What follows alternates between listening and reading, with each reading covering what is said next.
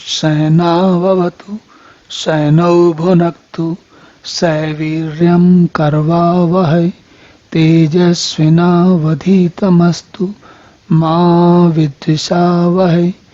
ओम शांति शांति शांति। हरि ओम। तो पिछले 3 श्लोकों में भगवान ने यज्ञ के बारे में बताया।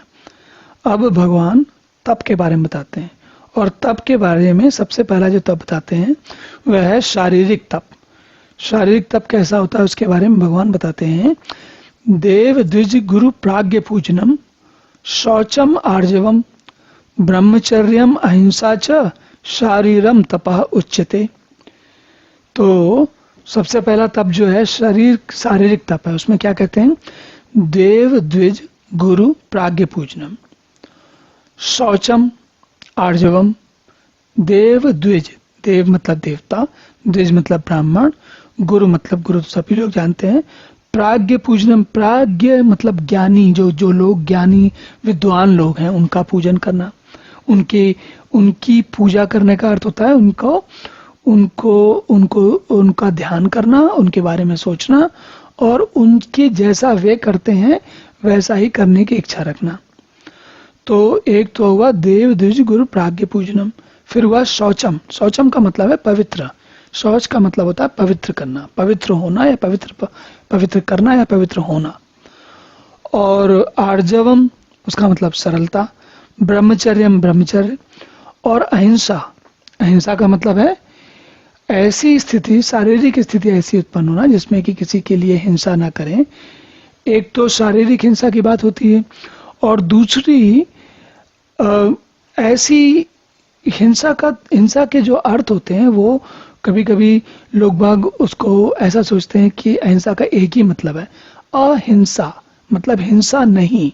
अब हिंसा जब भी, जहां पर भी हिंसा हो सकती है वहां पर हिंसा न करना ही अहिंसा है। तो हमें इस बड़ी सरल भाषा में अहिंसा को समझना चाहिए।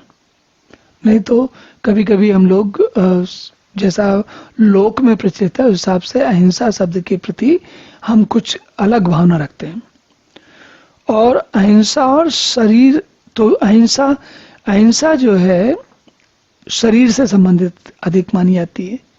हिंसा और अहिंसा दोनों शरीर से अधिक समझी जाती हैं। तो भगवान क्या कह रहे हैं कि इन सभी चीजों में जिस तप में ये गुण हो, कौन कौन से?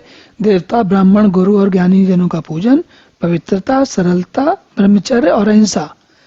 तब ये जो इस प्रकार का जो शरीरधारी है, जो व्यक्ति ऐसा कार्य करता है, उसका वो जो तप करता है, इन कामों को करते हैं, उसको शरीर संबंधी तप कहा जाता है।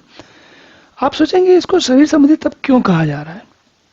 देखिए देवता यानी कि जो कुछ भी देवता से अग्नि, जल, वायु, ये सब शरीर से संबंध रखने वाली चीजें हैं।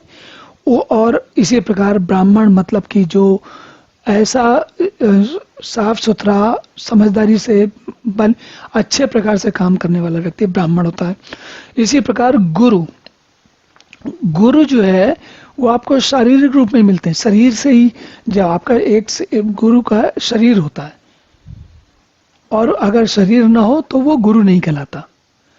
तो जहां जहां पर शरीर लगता है उन सबके, जहां पर हम शरीर को माध्यम बनाकर जो तप करते हैं, या शरीर को जिन कार्यों को करने में शरीर को ताप का अनुभव होता है, हम ताप का मतलब ही गर्मी से नहीं है, ताप का मतलब शरीर को जिसमें लगना पड़ता है, उन सबको शारीरिक तप कहा जाता है। चलिए अब देखते हैं अगला तप कौन सा है। ओम पूर्णमिदः पूर्णमिदं पूर्णात् पूर्णमुदच्यते पूर्णस्य पूर्णमादाय पूर्णमेवावशिष्यते। ओम शांति शांति शांति।